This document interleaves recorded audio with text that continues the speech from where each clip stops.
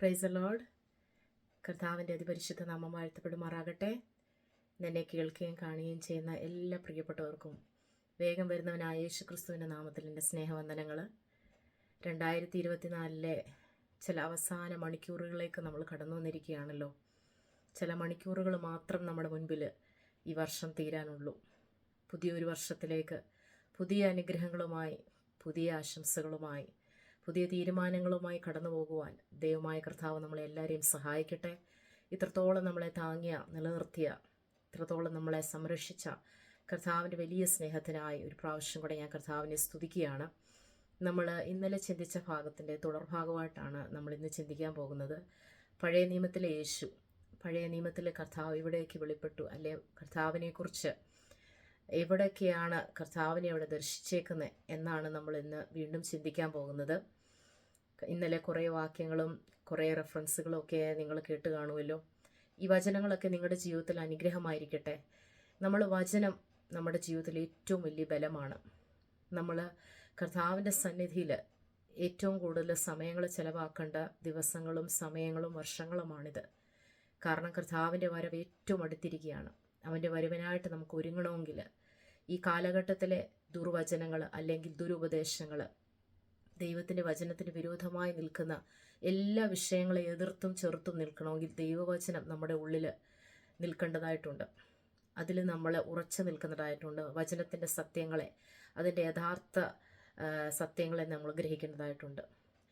അതുകൊണ്ട് വചനത്തിൻ്റെ അടിസ്ഥാനം, ശരിയായിട്ടുള്ളൊരു ഫൗണ്ടേഷൻ എല്ലാ ക്രിസ്ത്യാനികളും അല്ലെ എല്ലാ ദൈവത്തിൻ്റെ മക്കളുടെ ജീവിതത്തിൽ അത്യാവശ്യമായിട്ടിരിക്കുന്ന ഒരു ഘടകമാണ്. അതുകൊണ്ട് വചനത്തെ നമുക്ക് മുറുകെ പിടിക്കാം. ആദ്യമായിട്ട് ഞാൻ എടുക്കാൻ ആഗ്രഹിക്കുന്ന സങ്കീർത്തനങ്ങൾ 109 അതിൻ്റെ 2-ാം വാക്യം. കർത്താവിൻ്റെ പല അവതരണങ്ങളെക്കുറിച്ചും, അല്ലെങ്കിൽ കർത്താവ് എവിടെയൊക്കെ വെളിപ്പെട്ടു, കർത്താവിൻ്റെ കഷ്ടാനുഭവങ്ങൾ, അല്ലെങ്കിൽ കർത്താവിൻ്റെ ജനനം, അതൊക്കെയാണ് നമ്മൾ ഇന്നലെ ചിന്തിച്ചത്. ഇന്ന് വീണ്ടും നമ്മൾ അതിൻ്റെ തുടർച്ചയായിട്ട് കർത്താവിൻ്റെ ക്രൂശീകരണം, അല്ലെങ്കിൽ കർത്താവ് അനുഭവിച്ച യാതനകൾ, പഴയ നിയമത്തിൽ അത് എവിടെയൊക്കെയാണ് പറഞ്ഞിരിക്കുന്നത് വാക്യസമേതം കുറച്ച് നിമിഷം നമുക്ക് ചിന്തിക്കാം. സങ്കീർത്തനം 109 2-ാം വാക്യത്തിൽ ഇങ്ങനെ കാണുന്നു: ദുഷ്ടൻ്റെ വായും വഞ്ചകൻ്റെ വായും എൻ്റെ നേരെ തുറന്നിരിക്കുന്നു, ഭോഷ്കുള്ള നാവുകൊണ്ട് അവരെന്നോട് സംസാരിക്കുന്നു. ഇവിടെ പറഞ്ഞേക്കുന്ന, ശരിക്കും ഇത് സങ്കീർത്തനങ്ങളിൽ എഴുതിയിരിക്കുന്ന സങ്കീർത്തനക്കാരൻ അനുഭവിക്കുന്ന കഷ്ടതകളും അല്ലെങ്കിൽ സങ്കീർത്തനക്കാരൻ അനുഭവിച്ച നിന്ദകളുമാണ് അവിടെ വർണ്ണിച്ചേക്കുന്നെങ്കിലും ഇത് യഥാർത്ഥത്തിൽ ക്രിസ്തുവിൻ്റെ പീഡാനുഭവങ്ങൾ, അല്ലെ ക്രിസ്തുവിൻ്റെ കഷ്ടാനുഭവങ്ങളാണ് അവിടെ കാണിച്ചിരിക്കുന്നത്. അതിൻ്റെ ഒരു വെളിപ്പാടാണ് ഈ സങ്കീർത്തനത്തിൽ, ഈ വാക്യത്തിൽ കാണിച്ചേക്കുന്നത്. കർത്താവ് അനുഭവിച്ച നിന്ന, കർത്താവിനെക്കുറിച്ചുള്ള ദോഷമായിട്ടുള്ള ന്യായവിസ്താരണങ്ങൾ, കള്ളവിസ്താരങ്ങൾ, കള്ളസാക്ഷികൾ, അതെവിടെയൊക്കെയാണ് പറഞ്ഞിരിക്കുന്നത് പഴയ നിയമത്തിൽ. അതിൻ്റെ ഷാഡോ ആയിട്ട്, അതിൻ്റെ പൊരുളായിട്ട് വെളിപ്പെട്ടിരിക്കുന്നത് പുതിയ നിയമത്തിൽ എവിടെയാണ് നമുക്കൊന്ന് കാണാം. മത്തായിയുടെ സുവിശേഷം 26-ാം അധ്യായം 59-60 വാക്യം. അവിടെ ഇപ്രകാരം എഴുതിയിരിക്കുന്നു: മഹാപുരോഹിതന്മാരും ന്യായാധിപ സംഘമൊക്കെയും യേശുവിനെ കൊല്ലേണ്ടതിന് അവൻ്റെ നേരെ കള്ളസാക്ഷ്യം അന്വേഷിച്ചു. കള്ളസാക്ഷികൾ പലരും വന്നിട്ടും പറ്റിയില്ല. അതായത് നമുക്കറിയാമല്ലോ, നമ്മുടെ കർത്താവിനെ പലവട്ടം വിസ്തരിച്ചിട്ടും, പല കോടതികൾ അവനെ വിസ്തരിച്ചിട്ടും കുറ്റക്കാരനായിട്ട് കർത്താവിനെ കാണുവാൻ സാധിച്ചില്ല. അതാണ് ഇവിടെ പറഞ്ഞേക്കുന്നത്. പലയിടത്തും കർത്താവിനെ കുറ്റം വിധിച്ചെങ്കിലും, കള്ളസാക്ഷികൾ എഴുന്നേറ്റെങ്കിലും കർത്താവിനെ വിധിക്കുവാൻ, അല്ലെ കുറ്റവാളിയായിട്ട് വിധിക്കുവാൻ അവർക്കന്ന് കഴിഞ്ഞില്ല. അതിൻ്റെ പഴയ രൂപത്തിൽ ഒരു വാക്യമാണ് ഞാൻ സങ്കീർത്തനങ്ങളിലൂടെ നിങ്ങളെ കാണിച്ചത്, 109 2-ാം വാക്യം. അവർ കർത്താവിൻ്റെ നേരെ ഉന്നയിച്ച കള്ളസാക്ഷ്യങ്ങളും കള്ളവാക്കുകളും ഒക്കെ. പിന്നെ നമ്മൾ കാണുവാണെങ്കിൽ കർത്താവിൻ്റെ ഉടനീളം ന്യായവിസ്താരത്തിൽ മൗനമായിട്ടിരുന്ന സന്ദർഭങ്ങൾ അത് കാണിക്കുന്ന വ്യക്തമായിട്ട് യേശയ്യാ പ്രവാചകന്റെ പുസ്തകം 53 അധ്യായം 7-ാം വാക്യത്തിൽ കാണിക്കുന്നുണ്ട്. നമുക്കെല്ലാവർക്കും സുപരിചിതമായിരിക്കുന്ന സങ്കീർത്തനമാണ്. തന്നെത്താൻ താഴ്ത്തി വായ തുറക്കാതിരുന്നിട്ടും അവൻ പീഡിപ്പിക്കപ്പെട്ടു. കൊല്ലുവാൻ കൊണ്ടുപോകുന്ന കുഞ്ഞാടിനെ പോലെയും രോമം കത്രിക്കുന്നവരുടെ മുൻപാകെ മിണ്ടാതെ ഇരിക്കുന്ന ആടിനെ പോലെയും അവൻ വായ തുറക്കാതിരുന്നു. കർത്താവിനെ പലയിടത്തും കുറ്റം വിധിച്ചിട്ടും കള്ളസാക്ഷികൾ എഴുന്നേൽപ്പിച്ചിട്ടും കർത്താവ് അവിടെ മിണ്ടാതിരുന്നു. അതാണ് യേശയ്യാ പ്രവാചകൻ വിളിച്ചു പറയുന്നത്. അതായത് മുൻപിലുള്ളത് കണ്ടുകൊണ്ട് പ്രവാചകൻ ആത്മാവിൽ വിളിച്ചു പറയുകയാണ്: നമ്മുടെ കർത്താവ്, നമ്മുടെ വാഴ്ത്തപ്പെട്ട കർത്താവ് അനുഭവിക്കാൻ പോകുന്ന കഷ്ടതകളും അവൻ വായ തുറക്കാതിരുന്നതും എല്ലാം അവിടെ കാണിക്കുകയാണ്. അതിൻ്റെ പുതിയ നിയമത്തിൽ അതിൻ്റെ വാക്യങ്ങൾ നമുക്ക് കാണാം. മത്തായിയുടെ സുവിശേഷം 26-ാം അധ്യായം അതിൻ്റെ 62-ഉം 63-ാം വാക്യത്തിൽ ഇങ്ങനെയുണ്ട്: യേശുവും മിണ്ടാതെയിരുന്നു. അതായത് ഒരുപാട് കാര്യങ്ങൾ കർത്താവിനോട് ചോദിച്ചിട്ടും, നീ ദൈവപുത്രനാണോ, ഇത് സത്യമാണോ, നീ കുറ്റവാളിയാണോ എന്നൊക്കെ ചോദിച്ചിട്ടും, പല കള്ളസാക്ഷികൾ അവിടെ എഴുന്നേറ്റിട്ടും കർത്താവിനോട് ചോദിച്ചിട്ടും കർത്താവ് വായ തുറക്കാതിരുന്നു. നമ്മുടെ കർത്താവ് ഒന്നും നമ്മളെ ഓർത്ത്, ദൈവമക്കളെ ഓർത്ത് കർത്താവ് ഒന്നും മിണ്ടാതിരുന്നു. അതാണ് അവിടെ കാണിക്കുന്നത്. അടുത്ത വീണ്ടും നമുക്ക് കാണാൻ സാധിക്കുന്ന ക്രൂശീകരണമാണ്. കർത്താവ് ക്രൂശിക്കപ്പെട്ടു. ആരുടെയൊക്കെ കൂടെ? കള്ളന്മാരുടെ കൂടെ, ദുഷ്കർമ്മികളുടെ കൂടെ നമ്മുടെ വാഴ്ത്തപ്പെട്ട കർത്താവിനെ ക്രൂശിക്കുമെന്ന് യേശയ്യാപ്രവാചക മുൻപേ, അതായത് വർഷങ്ങൾക്ക് മുൻപേ കണ്ട വാക്യം, അല്ലെ ആത്മാവിൽ കണ്ട വിഷയമാണ്. യെശയ്യാവിൻ്റെ പുസ്തകം 53-ാം അധ്യായം 12-ാം വാക്യത്തിൽ, അതിക്രമക്കാരോടുകൂടെ എണ്ണപ്പെടുകയും ചെയ്യുകയാൽ തന്നെ. അതായത് മൊത്തം വാക്യം ഞാൻ വായിച്ചില്ല, നിങ്ങൾക്ക് എല്ലാവർക്കും അറിയാവുന്ന വാക്യമാണ്. കർത്താവിനെ അവിടെ അതിക്രമക്കാരുടെ കൂടെ എണ്ണപ്പെട്ടു, കുറ്റവാളിയായിട്ട് എണ്ണപ്പെട്ടു. അതാണ് ആ വാക്യം അവിടെ കാണിക്കുന്നത്. ക്രിമിനൽസിൻ്റെ കൂടെ നമ്മുടെ കർത്താവിനെ ക്രൂശിച്ചു. അത് നമുക്ക് പുതിയ നിയമത്തിൽ കാണാൻ സാധിക്കുന്ന മർക്കോസ് 15-ന്റെ 25-ഉം 26-ഉം 27-ഉം 28-ഉം. അത് മൊത്തം കർത്താവിൻ്റെ ക്രൂശീകരണമാണ് അവിടെ കാണിച്ചേക്കുന്നത്. രണ്ട് കള്ളന്മാരുടെ നടുവിൽ ഒരുത്തനെ ഇടത്തും ഒരുത്തനെ വലത്തുമായിട്ട് നമ്മുടെ കർത്താവിനെ അവിടെ ക്രൂശിക്കുകയാണ്. അതാണ് അവിടെ വെളിപ്പെടുന്നത്. പിന്നെ നമ്മൾ കാണുകയാണെങ്കിൽ ഒരുപാട് ഭാഗങ്ങളിൽ സങ്കീർത്തനം 22 ആണെങ്കിൽ മൊത്തം കർത്താവിൻ്റെ ക്രൂശീകരണവും കഷ്ടാനുഭവങ്ങളാണ് ആ സങ്കീർത്തനം മുഴുവനും.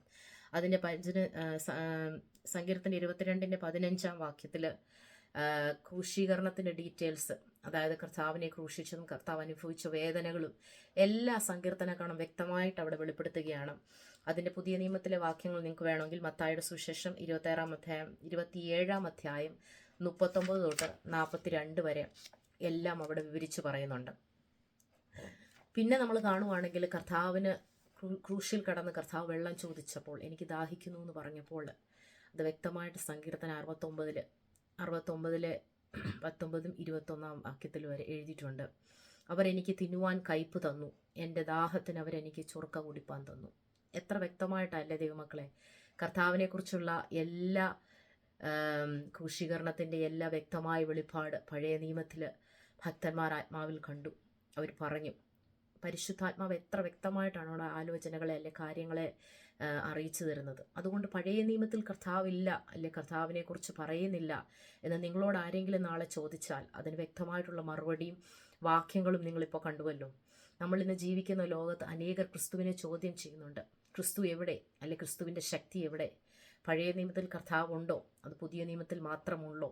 പുതിയ നിയമം ഇല്ലെങ്കിൽ നിങ്ങൾ പഴയ നിയമത്തിൽ എങ്ങനെ കർത്താവിനെ തെളിയിക്കും എന്ന് ചോദിച്ചാൽ നിങ്ങൾക്ക് പലരുടെയും മുൻപാകെ പറയാൻ തക്കതായ ഒരു ആൻസർ, അല്ലെ വചനത്തിൽ നിന്ന് തെളിയിക്കാൻ തക്കതായ ഒരു മറുപടി നമുക്ക് എല്ലാവർക്കും അത്യാവശ്യമാണ്. അതുകൊണ്ടാണ് വചനം നമ്മുടെ ജീവിതത്തിൽ ഒരുപാട് ആവശ്യമാണെന്ന് പറയുന്നത്. ഒരു ദിവസത്തിൽ നമ്മൾ എത്ര മണിക്കൂറുകളാണ് നമ്മുടെ ജോലിക്കായിട്ടും നമ്മുടെ ആവശ്യങ്ങൾക്കായിട്ടും നമ്മൾ ചെലവഴിക്കുന്നത്, അല്ലേ? അതിൽ അല്പസമയം നമ്മൾ വചനത്തിൽ ധ്യാനിച്ചാൽ, വചനം പഠിക്കാനല്ല, പഠിക്കാന്ന് വെച്ചാൽ കാണാതെ പഠിക്കാനല്ല ഞാൻ ഉദ്ദേശിച്ചത്, വചനത്തെ നമ്മൾ ആത്മാവിൽ ഗ്രഹിക്കണം, ആത്മാവിൽ ഏറ്റെടുക്കണം. ഇന്നലെ ഞാൻ പറഞ്ഞതുപോലെ വചനത്തിലുള്ള ചെറിയ ചെറിയ മുത്തുകൾ, ആ മുത്തുകൾ നമ്മുടെ ജീവിതത്തിൽ അല്ലെങ്കിൽ നമ്മുടെ ആത്മാവിൽ ശരിക്കും കർത്താവിൻ്റെ ബലത്തെയാണ് പകരുന്നത്. ആ ബലം, ആ ജീവൻ എന്നും നമ്മൾ പ്രാപിക്കുകയാണെങ്കിൽ, ആഴ്ചയിൽ ഒരിക്കൽ പ്രാപിക്കുന്ന ബലമല്ല, അല്ലെ ഒരു യോഗത്തിൽ കടന്നു പോകുമ്പോൾ പ്രാപിക്കുന്ന ബലമല്ല, നമ്മുടെ പേഴ്സണൽ ലൈഫിൽ നമ്മളത് ഏറ്റെടുക്കുകയാണെങ്കിൽ, കർത്താവിൻ്റെ സന്നിധിയിൽ സമയങ്ങളെ വേർതിരിച്ച് നമ്മൾ ദൈവത്തിൻ്റെ വചനത്തിൻ്റെ ആ ജ്ഞാനവും ആ കൃപയും ആത്മാവിൽ നമ്മൾ പ്രാപിക്കുകയാണെങ്കിലും ഒരിക്കലും ഒരു ബന്ധനമോ ഒരു അന്യായ ശക്തിയോ നമ്മളെ കീഴ്പ്പെടുത്തുവാൻ സാധിക്കത്തില്ല. പലപ്പോഴും നമ്മൾ പ്രശ്നങ്ങളുടെ നടുവിൽ തളർന്നു പോകുന്നതിൻ്റെ കാരണം, ചിലരുടെ വാക്കുകൾ കേട്ടാൽ, ചില നിന്ദകൾ കേട്ടാൽ നമ്മൾ തളർന്നു പോകുന്നതിൻ്റെ കാരണം അത് തന്നെയാണ്. വചനം ഉള്ളിലില്ലായകയാൽ, അത് വചനത്തിൻ്റെ ശക്തി നമ്മൾ അനുഭവിക്കാത്തതുകൊണ്ട്, തുടർമാനമായിട്ട് കർത്താവിൻ്റെ ആ കൂട്ടായ്മ, അവൻ്റെ വചനത്തിൻ്റെ ശക്തി നമ്മൾ അനുഭവിച്ചില്ലെങ്കിൽ നമുക്ക് മുന്നോട്ട്, അതായത് ഈ അന്ത്യകാലത്തിലെ സമയങ്ങൾ വളരെ ദുർഘടമാണെന്ന ദൈവത്തിൻ്റെ വചനം പറയുന്നത്. ഈ ലോകത്തിൽ നിൽക്കുവാൻ അവിശ്വാസികളുടെ മധ്യത്തിൽ നമ്മൾ ജോലി ചെയ്യുന്നു, നമ്മൾ അവരുടെ ഇടയിൽ എല്ലാം പ്രവർത്തിക്കുന്നു. പക്ഷെ അവരുടെയൊക്കെ നടുവിൽ നമുക്ക് നിൽക്കുവാൻ ദൈവത്തിൻ്റെ വചനത്തിൻ്റെ ശക്തി അത്യാവശ്യമാണ്. അവരോട് കർത്താവിനെക്കുറിച്ച് പറയുവാൻ, വചനത്തിൽ കർത്താവിനെ തെളിയിക്കുവാൻ നമുക്ക് വചനത്തിൻ്റെ ജ്ഞാനം, ആ ദിവ്യ ആത്മാവ് നമുക്ക് ആവശ്യമാണ്. അത് നമുക്ക് ഏറ്റെടുക്കണം. അതുപോലെ ഇപ്പോൾ ഞാൻ പറഞ്ഞത് കയ്പ് വെള്ളത്തിൻ്റെ കാര്യമാണ്. കർത്താവിന് ദാഹിച്ചപ്പോൾ അവർ കയ്പ് വെള്ളം കൊടുത്തു. അതിൻ്റെ പഴയ നിയമത്തിലെ റെഫറൻസ് ഞാൻ പറഞ്ഞത് സങ്കീർത്തനം 69 അതിൻ്റെ 21 വാക്യം അവിടെ തൊട്ട് നിങ്ങൾ കാണുവാണെങ്കിൽ നിങ്ങൾക്ക് കാണാൻ സാധിക്കും. 19 തൊട്ട് 21 വരെ. പുതിയ നിയമത്തിൽ അത് വിടുമ്പോൾ യോഹന്നാൻ്റെ സുവിശേഷം 19 അധ്യായം 29 30 വാക്യങ്ങൾ നിങ്ങൾ വായിക്കുകയാണെങ്കിൽ അതിനെ കോട്ട് ചെയ്ത് കർത്താവിന് ദാഹിച്ചപ്പോൾ അവർ കയ്പ് വെള്ളം കൊടുത്തു എന്നുള്ളത് ആ ഭാഗം അവിടെ കാണാൻ സാധിക്കും. അതുപോലെ തന്നെ ഒരുപാട് വാക്യങ്ങൾ കർത്താവിനെക്കുറിച്ച് നമുക്ക് പഴയ നിയമത്തിലുണ്ട്. അത് പല ഡീറ്റെയിൽസ് ആയിട്ടുണ്ട്. ക്രൂസിഫിക്ഷൻ മാത്രമല്ല, പല സന്ദർഭങ്ങളിലുള്ള കർത്താവ് പുതിയ നിയമത്തിൽ കടന്നുപോയ എല്ലാ ഭാഗങ്ങളും പഴയ നിയമത്തിലുണ്ട്. പക്ഷെ അതൊന്നും നമുക്ക് ഡീറ്റെയിൽ ആയിട്ട് വിവരിക്കാൻ സമയമില്ല. ഒരു ഭാഗം കൂടെ ഞാൻ പറഞ്ഞു കൊള്ളട്ടെ. സങ്കീർത്തനം 34 18 തൊട്ട് 20 വാക്യം വരെ അവിടെ ഇപ്രകാരം എഴുതിയിട്ടുണ്ട്: അവൻ്റെ അസ്ഥികളെയെല്ലാം അവൻ സൂക്ഷിക്കുന്നു, അവയിലൊന്നും ഒടിഞ്ഞു പോകുകയില്ല. ഇവിടെ സങ്കീർത്തനക്കാരൻ കർത്താവിനെക്കുറിച്ചാണ് പറയുന്നത്. അവൻ്റെ അസ്ഥികളൊന്നും ഒടിഞ്ഞു പോകുവാൻ ദൈവം സമ്മതിച്ചില്ല. പുതിയ നിയമത്തിൽ നിങ്ങളത് വായിക്കുവാണെങ്കിൽ യോഹന്നാൻ്റെ സുവിശേഷം 19 അധ്യായം 31 32 അവിടെ എഴുതിയേക്കുന്ന അവൻ മരിച്ചുപോയി എന്ന് കാണുകയാൽ അവൻ്റെ കാല് ഒടിച്ചില്ല.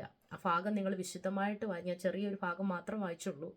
അത് വിസ്താരമായിട്ട് നിങ്ങൾ വായിക്കുവാണെങ്കിൽ നിങ്ങൾക്ക് മനസ്സിലാവും. 2 കള്ളന്മാരും കർത്താവിൻ്റെ ഇരുവശത്ത് കിടന്ന 2 കള്ളന്മാരെയും അവർ അസ്ഥികൾ ഒടിച്ചെങ്കിലും കർത്താവിൻ്റെ അസ്ഥികൾ അവരൊടിച്ചില്ല.